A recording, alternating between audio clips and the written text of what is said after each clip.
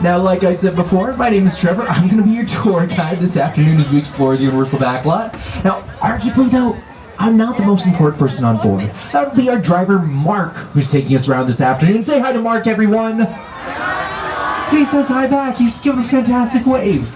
I know, in addition, it's not just the two of us. I do also have a co-host. You might know this co-host from his time on Saturday Night Live or The Tonight Show with Jimmy Fallon. Here he is, Jimmy Fallon. Oh, hey there. You made it.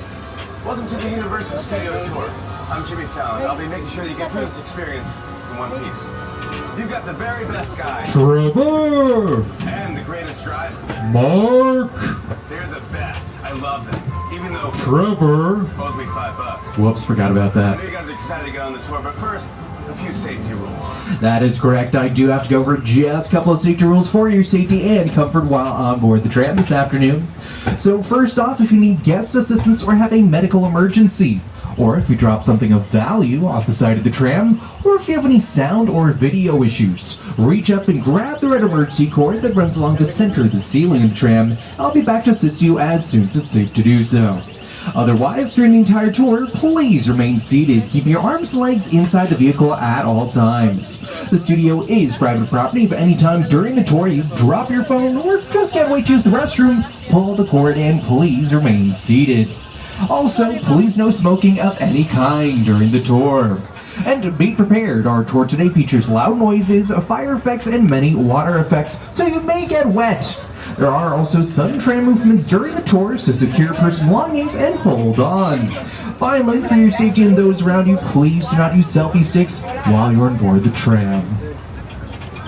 Alright folks, with all of that out of the way, we're leaving the theme park behind and we're heading toward a real functioning studio. Though, one thing I briefly want to talk about the theme park, to the left hand side of the tram, of course, you're seeing a lot of construction happening for upcoming brand new roller coaster, Fast and Furious Hollywood Drift. Folks, it looks so cool. I cannot wait to finally ride it. Now it's coming out in 2026, believe it or not, that's not too far away from now. To find out more details, you can visit universalstudioshollywood.com. Now, our founder, Carl Lemley, he officially opened our gates to the public on March 15th, 1915, where he dubbed Universal City the strangest city in the world, which, by the way, folks, we are a real functioning city, in addition to a movie studio. For instance, coming up on the right-hand side of the train right now, we're about to pass the Universal Studios fire station. Yeah, that's not a set. Those are not actors inside. That's a real functioning fire station. In addition, we have medical services, we have a deputy station, we even have our own zip code. Really, the only difference between Universal City and whichever lovely town you folks are coming from today is that Universal City is all about entertaining people. That's really all that we do. In fact, we're currently traveling down what we refer to as the Universal Timeline. The posters that you're seeing to the right-hand side of the tram so far, they represent just a fraction of the wide variety of films that Universal Pictures has produced. Now, for the first part of our tour, we're taking a trip to the front lot. The front lot contains all aspects of film production. There are multiple stages, production process as well. There's the pre-production phase where we select what scripts are going to film, who we're going to cast in the various roles, what it's going to look like overall, and then filming commences. The best way to describe that is a phrase you've likely heard before: lights, camera, action! And a lot of that filming would take place in buildings like the one coming up on the left-hand side of the tram, one of our sound stages. The first sound stage that you're seeing is Stage 12. Not only is that the largest sound stage we have here at Universal Studios, it's in fact one of the 10 largest sound stages in the entire world. And here's just a small sample of some of the films that have used sound stage number 12. You might recognize a couple of them.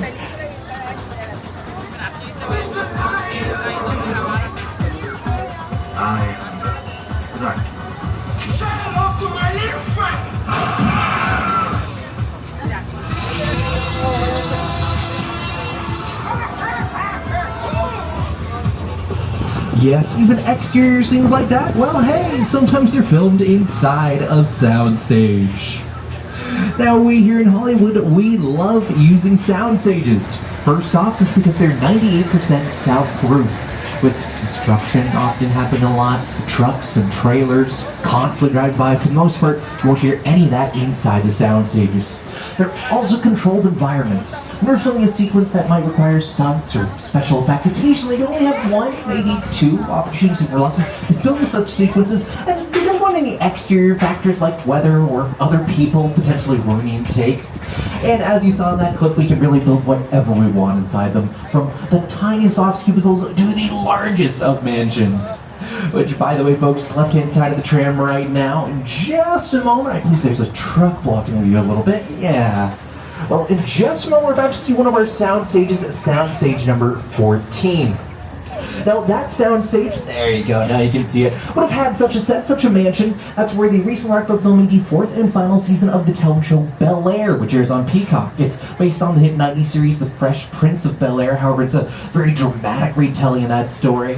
Now, the 4th and final season should be premiering on November 24th on Peacock, and the show stars Jabari Banks, Ollie Charlton, and Coco Jones. Now, another show that these days films here in Universal a lot is the TV show The Paper, and here to tell you more about it are two of the stars, Oscar Nunez and Chelsea Fry.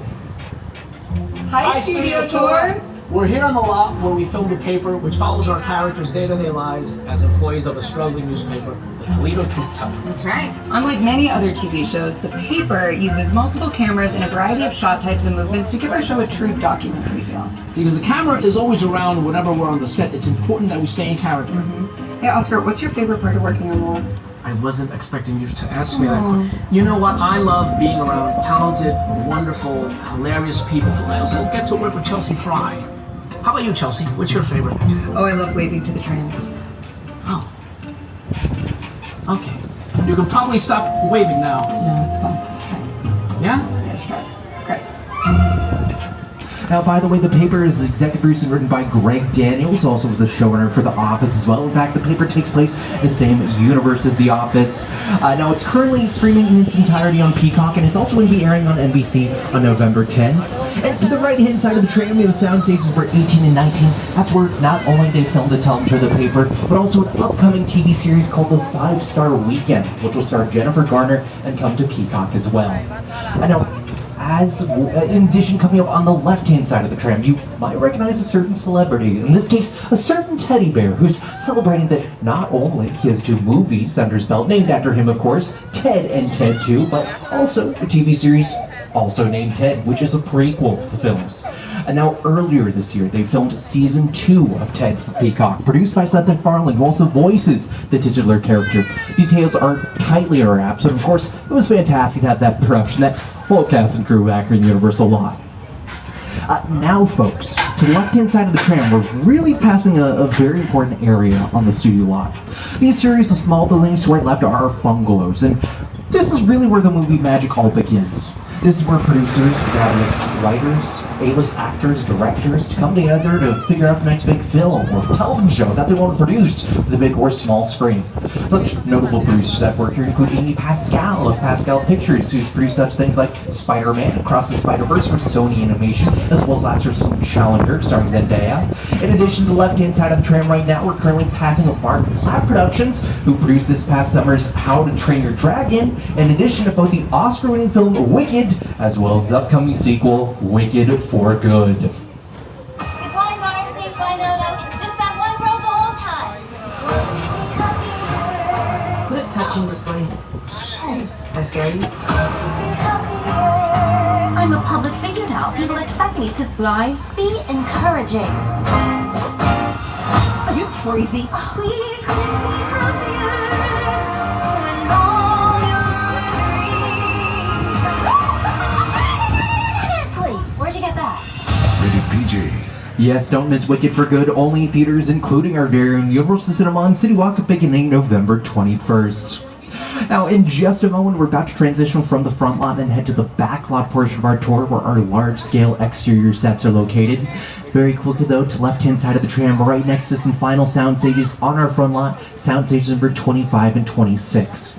These are some of our more recent ones. They were first used back in 2016 for Hairspray Live, which aired on NBC. But really, we've condensed a huge part of the filmmaking process inside these sound stages, which is why they look a lot different from other ones. There's a writer's room, available rooms for hair, wardrobe, makeup, everything that we need to quickly put on a show. Currently, stages 25 and 26 are home to the television series St. Denis Medical, which stars David Allen Greer, Wyndham Covey, and Allison Tolman. Welcome to St. Denis Medical Center. St. Denis Regional Medical. I have access to some really good stuff, and I will hook you up. Yeah. No, man. That was a test. We're like the Avengers, you know? We're not supposed to have favorite patients, but we do. I almost don't want him to get better. Pale, kind of blotchy. It's the other one. Oh my god, that's much worse. Wow. Yes, season 1 is streaming now on Peacock, and season 2 started airing on November 3rd. Alright, well, as we enter the backlot, one of our first stops is going to be Skull Island, where King Kong resides. Here to tell you more about the making of King Kong is director Peter Jackson. It's the original King Kong that made me want to direct movies. I saw that movie on TV when I was about 8 or 9 years old. I wanted to become a filmmaker.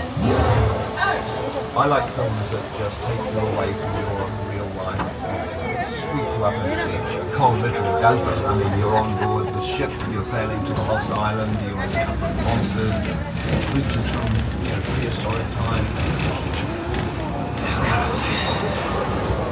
So I was thrilled when Universal invited me back to Skull Island. And it's great to have you along for the ride. Now, we have created this 3D immersive experience, so you're going to have your glasses ready. Don't put them on yet, just put them in your hand because we're about to return to Skull Island. Before we return to Skull Island, folks, a brief reminder to please remain seated at all times, keeping your arms, feet, and legs inside the vehicle. And if you're carrying any belongings with you, now's the time I recommend holding onto those items tightly. In fact, hold on tight in general, so visiting Skull Island, well, can be a little bit of a bumpy ride. Alright, very brief now, I'll turn things over once more to Peter Jackson. We really put a lot of thought into the character and personality of Kong. He's so much more than a monster. In fact, he's not a monster. He is an incredibly majestic, ancient creature. He's a force of nature. He's old, he's wise, he's proud, he's fierce, and obviously he has a heart. The most important feature with Kong are his eyes. Kong's eyes are wonderfully expressive. They're full of emotion. His eyes are a window into his personality and his heart. He's had an enormous number of encounters with his foes, the T-Rexes and the various dinosaurs on Skull Island, so he's beaten up, scarred, chewed up, spat out by these dinosaurs at various times. He wears the scars of a lot of ancient battles.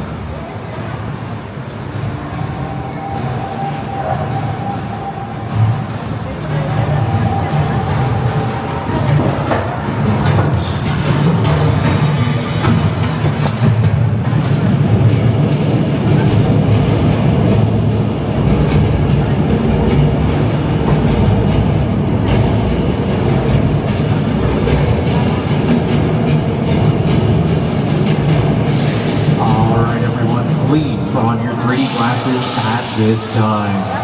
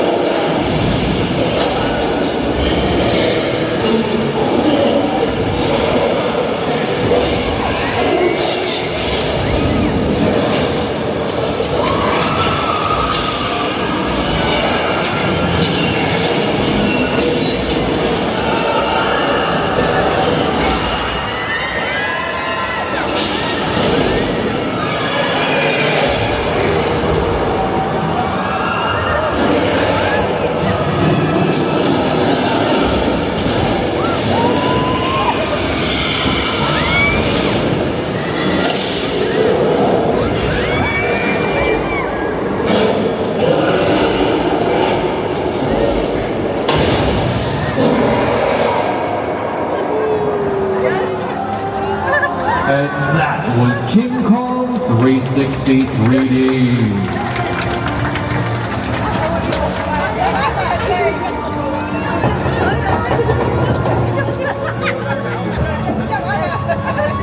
Everyone, feel free to take off your 3D glasses now. Please do hold on to them though.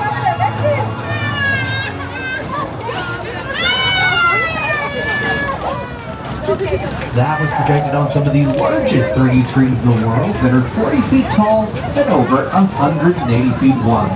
And it was done thanks to director Peter Jackson and the folks over at WetFX. WetFX won 7 Academy Awards and worked on such things including a Minecraft movie, Fantastic Four, First Steps, The Challenge of The Last of Us, and Avatar, The Way of Water. Alright folks, now as we continue our trip through the backlot, coming up on the left-hand side of the tram, you're going to see one of our first backlot exterior sets, our metropolitan area. Now our metro sets currently are being used for a top secret production. I cannot talk about it at all. But what I can tell you, as I usually suggest, have your cameras ready. Never know who or what you might see here at Universal Studios. And in addition, I'll also tell you that our metro sets, they have been used for such things like Transformers, directed by Michael Bay, as well as Captain America: The First Avenger. When you see Chris Evans running down 1940s New York, chasing after the hydration, yeah, that was filmed right here at Universal Studios. You might be thinking yourselves, by the way, Trevor, Captain America, that's Marvel, that's not Universal.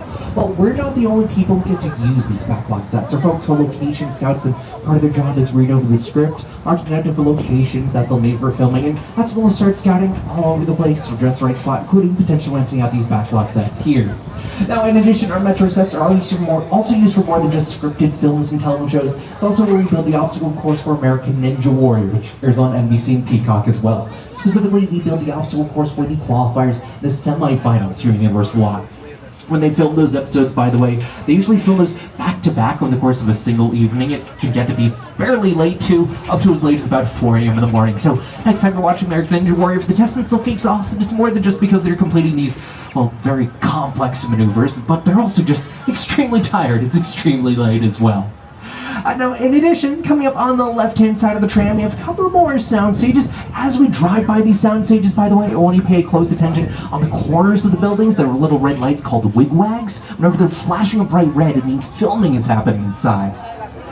Oh.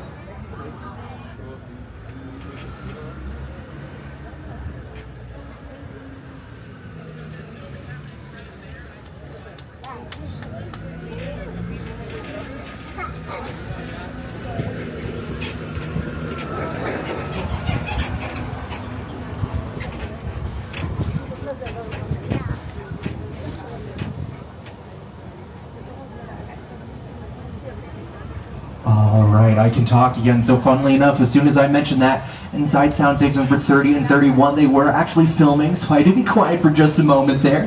That's where they're currently working on season 28 of The Voice. Now, one of the coaches is Reba McEntire this season, and just a couple of doors down, soundstage number 33, she's also a star of the television series Happy's Place, which you can take a quick look right here. Hey there, I'm Reba McEntire, and welcome to Happy's Place. We shoot our heartfelt comedy right here on the Universal Lot.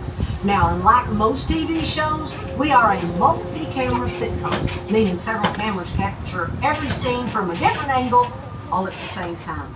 Each episode takes about a week to make, from the first read-through of the script to rehearsals to taping in front of a live studio audience.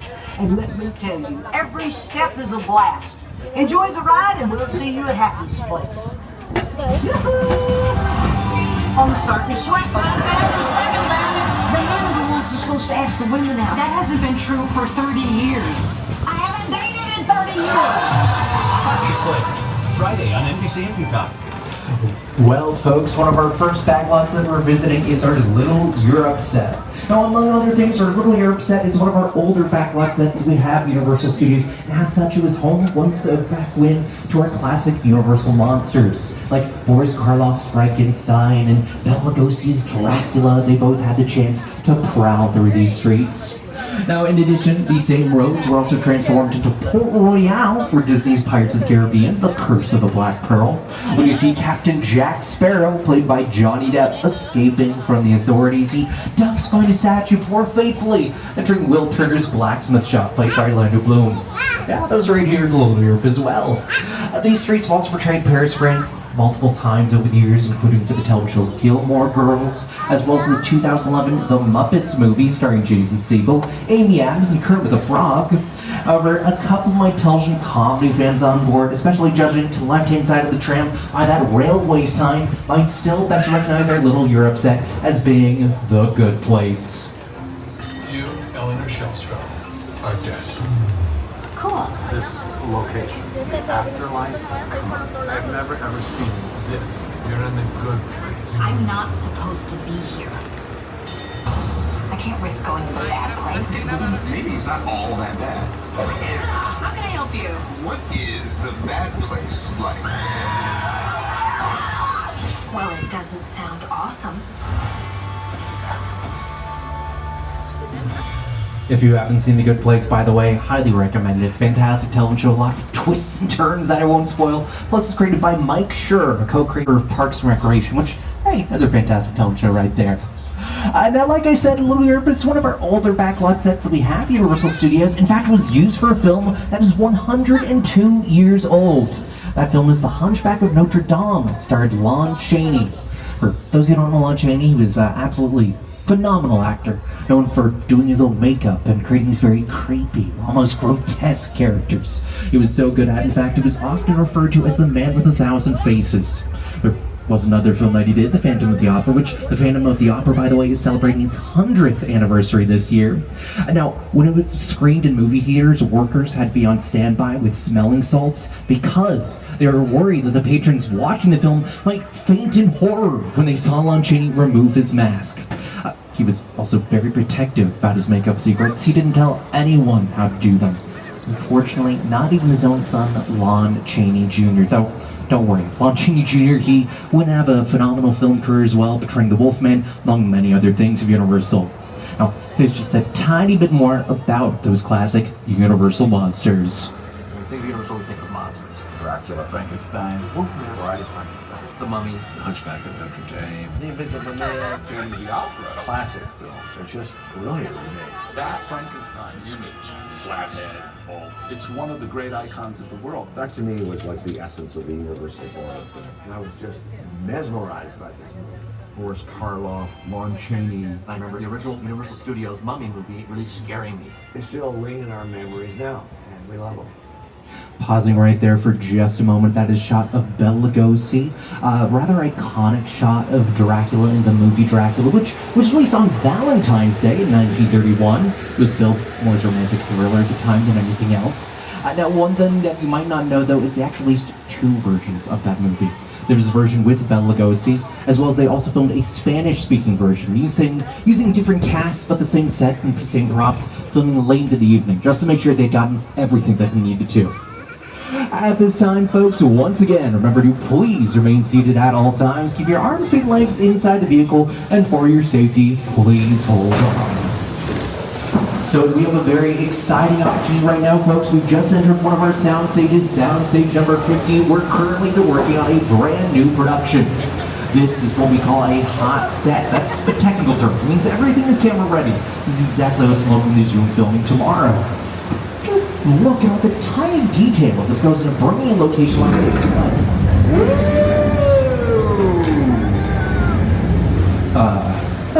Not to worry, folks. What happens in California? Please make safety hold on.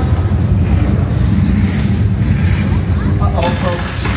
This just must be the big one.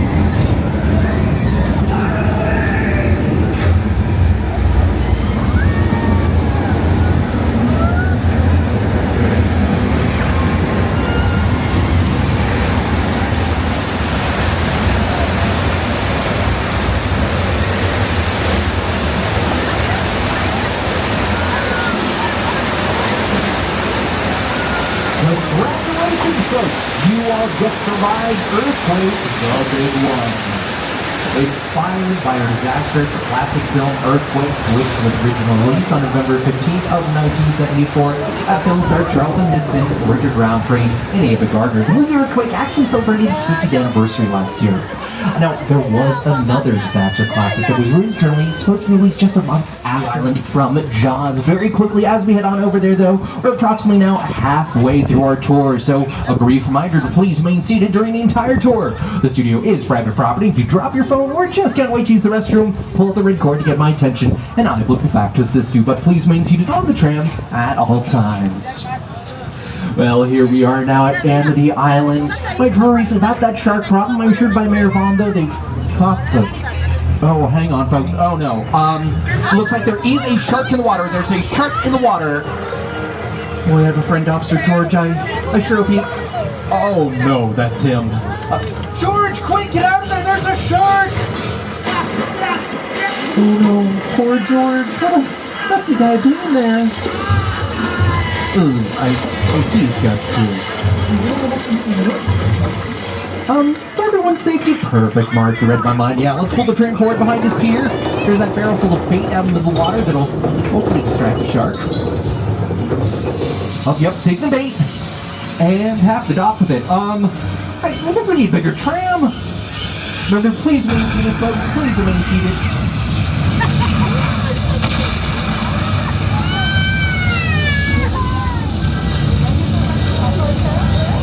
Look out, there's the shark! Huh?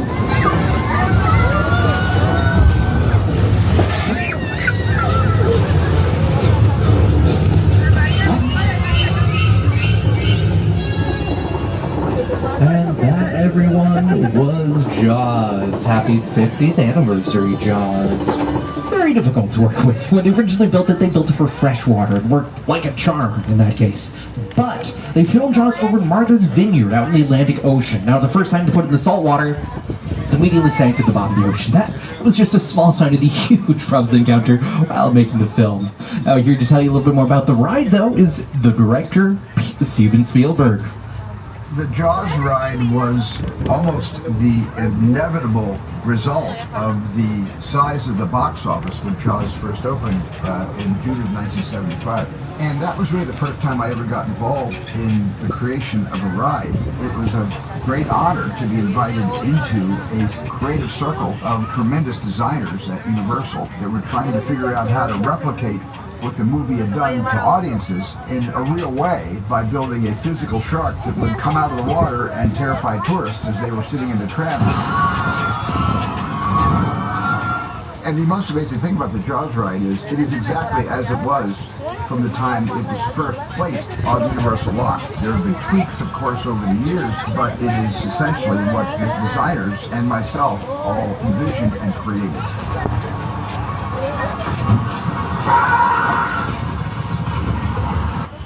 Well, folks, and our next stop is going to be our Colonial Street, which I like to think of as anywhere USA, because we really can transform this into any suburban neighborhood that we might need for filming. For instance, this was Ted's neighborhood for both the television show Ted and the film Ted 2. In fact, coming up on the right-hand side of the tram, it's now painted white, but we're about to pass Ted's house, which you can briefly see in action in this short clip. DVD's begin. How many we got? Well, let's see, we got 20 cartons. Fantastic. Do you think we're getting too old for this? Oh, come on, Johnny, we're doing a public service here. If a kid leaves the house in a less than stellar Halloween costume, he's got to get the bad news before he makes a fool of himself all over town. We're Samaritans.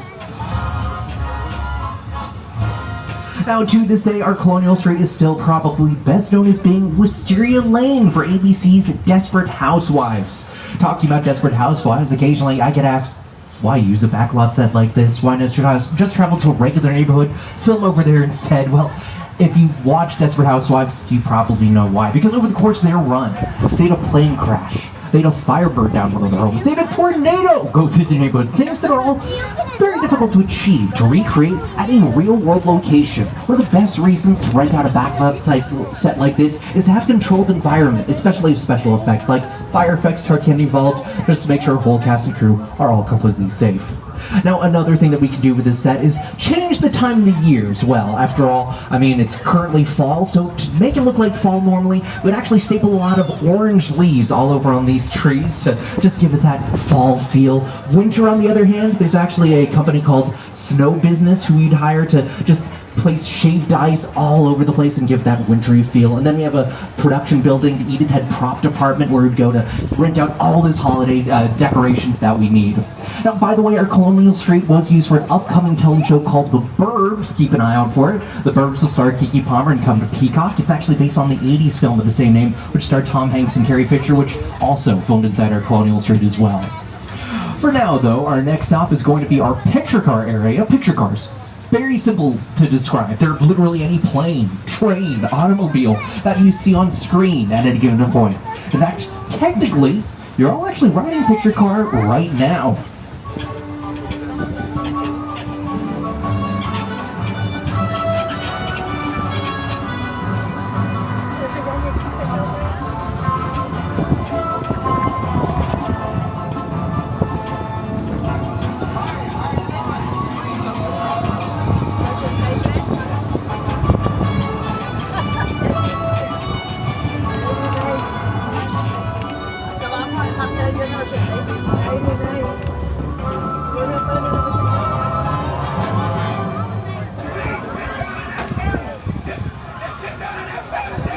So to the left, we now have some of our more well-known picture cars, including the Jeep Wrangler from Jurassic Park. We also have a couple of cars from the Flintstones. The Flintstones movie starred John Good and Rick Moranis. Those vehicles aren't made of wood or stone, by the way. They're made of foam, rubber, and fiberglass. Of course, we had to include some cars from one of our biggest car franchises, the Fast and Furious series. We have cars from Too Fast, Too Furious, all the way up to Fast X as well. And then this yellow Camaro towards the end right there, that's Bumblebee from Transformers. Admittedly, taking a little bit of a nap on the ride to Transform. Wayful on all of you. Of course, if you later on visit the lower lot of Universal Studios, you might actually be able to do a meet and greet with Bumblebee as well. Now, coming up on the right-hand side of the tram is the Bates Motel from Alfred Hitchcock's Psycho. Right here, there are 12 rooms with 12 vacancies. My more recent seeing these same sets, if you watch the film Maxine, starring Mia Goth, they filmed all over the Universal lot for that production, the Universal lot portraying itself in that case. Now, towards the top of the hill, we're getting a closer look right now. We're about to take a trip to Norman Bates' home. Now, as we visit his home, you might notice it's a lot smaller than you might expect. By building it smaller, it actually appears further away. It's what we call forced perspective, and it's going to give the Bates Motel a very eerie feel. And, oh, well, hang on, folks. Looks like we have Norman Bates joining us. Let me do all the talking. Hi, Norman. Sorry, didn't mean to disturb you. We're just, passing by. Hopefully you're having a... Oh, yeah, drive, Mark, drive!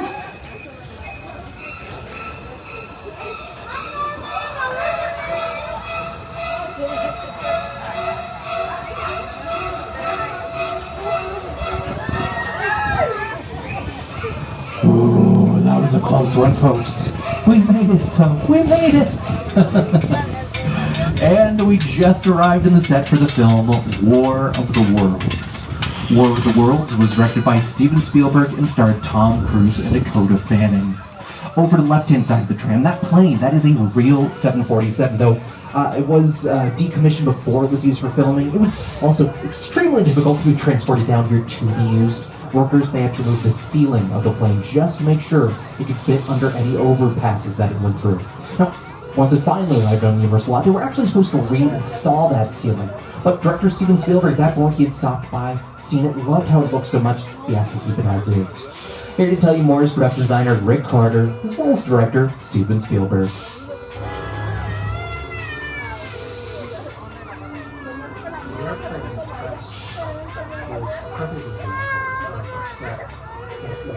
Designed around the vision of Steven. He said, to sit down and talk about the War of the World. I thought, what if the 747 goes down right in a big neighborhood?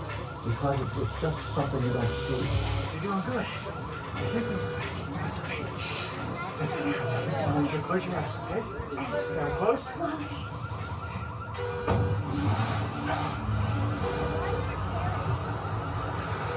Bobby, get in. Get in.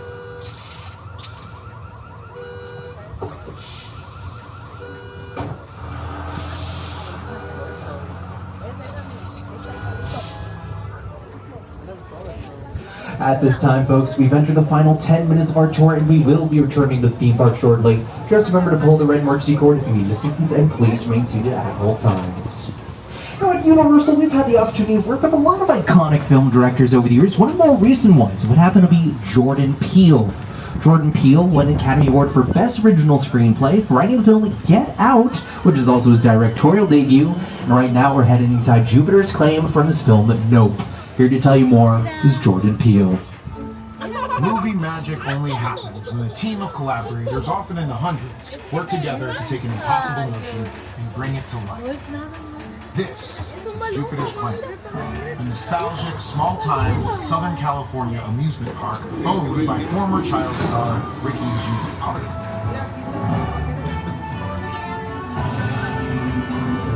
Over there, look into the winking web and have your picture taken just like the kids in that old 90s movie Kid Sheriff. That's what this whole place is loosely based on. Remember that one? No? What? A little further down, you can see the brand new Star Lasso experience. Built to showcase an unbelievable new live show. It's not looking so goodbye. Welcome to the world of no.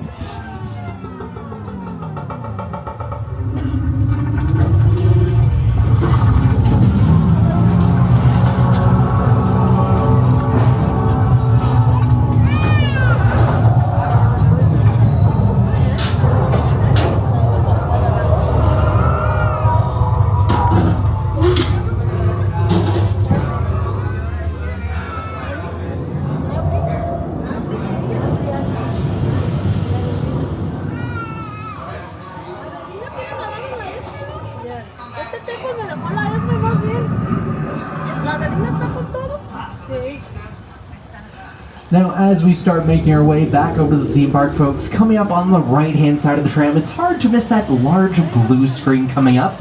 We call this upcoming area Falls Lake, and Falls Lake incorporates both what we call practical effects and digital effects. Practical effects happen on set. Essentially, it's anything physical.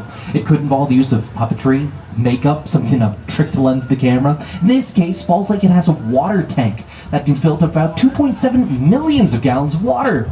As for digital effects, that happens during the post-production process using CGI, also known as computer-generated imagery. And with that massive blue screen to the right-hand side of the tram, we can digitally create or transpose any background that we require for a certain sequence.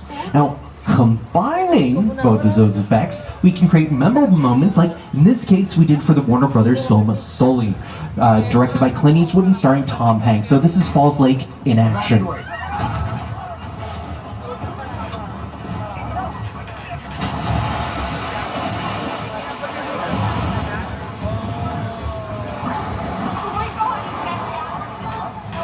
Yes, rather incredible. Completely transformed this here in Southern California, make you look like it's the Hudson River instead. Now, in addition to Falls Lake, it's been used for such things like Jaws, The Revenge, Oh Brother, Where Art Thou? And then was also used for Pirates of the Caribbean on Stranger Tides for the mermaid sequence. Alright, well, our tour is about to come to an end today. Now, the final thing I do want to talk about, of course, I've already talked about it quite a bit. Of course, we have a long relationship with the Academy Award director Steven Spielberg. In addition to Jaws, we've had the chance to work on such things like E.T., Jurassic Park, Schindler's List, and I wanted the man to actually share for himself about how he got his start here at Universal and why today he calls Universal Studios home. My entire career began with my relationship with Universal Studios just as a high school kid on a tour bus. Remember, in those days there weren't trams, there were buses called the Gray Line Tour Bus. And I was so excited and thrilled to be on the lot. It was my first time ever on a movie studio lot. And during a bathroom break, I hid in the bathroom, and when everybody left to get back on the bus, I waited another 15 minutes until I'm sure the bus left, and then I had the entire lot to myself that day. And in those days, movie lots were so crowded because all movies were made on film lots. Today they're made all over the world, on locations, but most of it was focused in those days, in the 60s, on the film lots. So nobody noticed me when I was going around from soundstage to soundstage, and I really felt, in my own young way, I owned the lot and had the most amazing day of my life. So yes, just like you all did today, just now, we got to start by taking a tour here at Universal Studios. For over 110 years, Universal's been thrilling audiences around the globe. Our founder, Carl Laemmle, had a vision to make movies that make audiences laugh, cry, or sit on the edge of their seats. When he first opened the doors to Universal City in 1915, he wanted to open up the world of movie making to everyone. He understood the power of storytelling on the screen and the excitement going behind the scenes can inspire. And similarly, I hope that you've all been inspired by your visit to the studio tour today as well. Thank you all for joining us here at the world-famous Universal Studio Tour. To our past members, of course, a very special thanks to you for joining us today. If you're not a past member, head to Universal Box Office to see how you can upgrade today's ticket to an annual pass so you can come back again and again. Also, make sure you download the Universal Studios Hollywood app. That's where you'll confirm that the park closes today at 7 o'clock p.m. Check for wait times, do mobile food ordering, and so much more. And to purchase any of the NBC Universal movies and television shows that you've seen on the tour today, you can visit uphe.com or ask one of our retail stores. Well, right now, folks, we're waiting just a moment to be told that we can head into the unload area. I thank you so much for your patience. Now, in the meantime, though, sit back, relax, and take a quick look at a couple of great comedic moments from some Universal productions.